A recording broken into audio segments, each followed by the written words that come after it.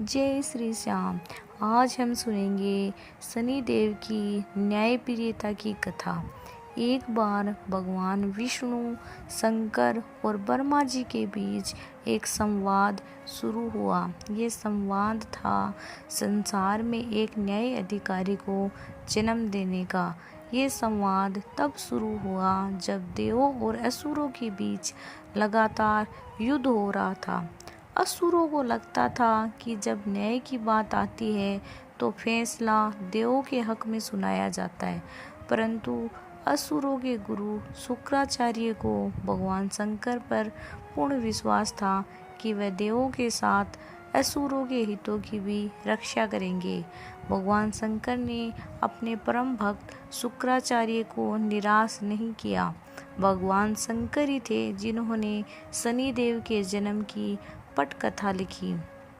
शनिदेव का जन्म सूर्यपुत्र के रूप में हुआ, जिनकी मां का नाम छाया था।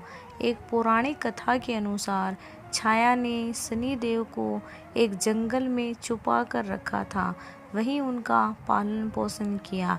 यम के अलावा शनि भी एक पुत्र है।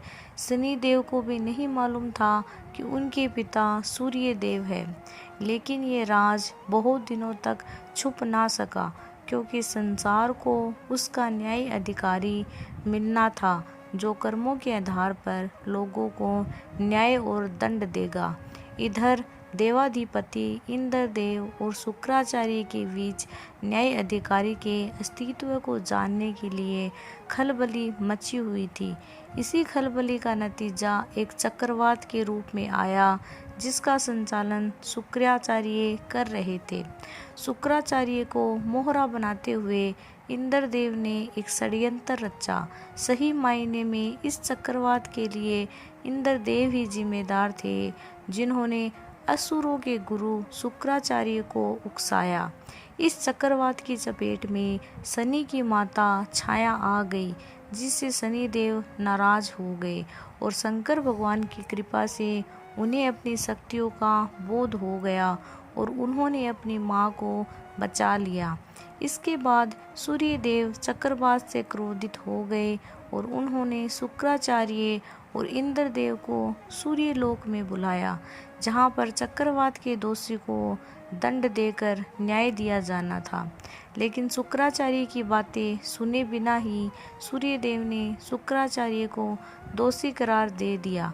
इसको देखते हुए वहां शनिदेव प्रकट हुए। उन्होंने न्याय अधिकारी के रूप में उचित न्याय किया। उन्होंने सभी को बताया कि चक्रवात के असली दोषी शुक्राचार्य नहीं, अपितु इंद्रदेव है। शनिदेव की ये बात सुनकर वहां मौजूद सभी देवता और शुक्राचार्य चकित रह गए।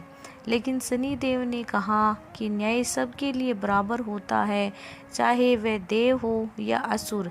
अंत में देवताओं को शनिदेव के आगे झुकना ही पड़ा, क्योंकि न्याय विश्व के न्याय अधिकारी के द्वारा हो रहा था। इंद्रदेव को सजा के तौर पर अपना मुकुट धरती पर उतार कर रखना पड़ा। बोलो शनिदेव की जय हो।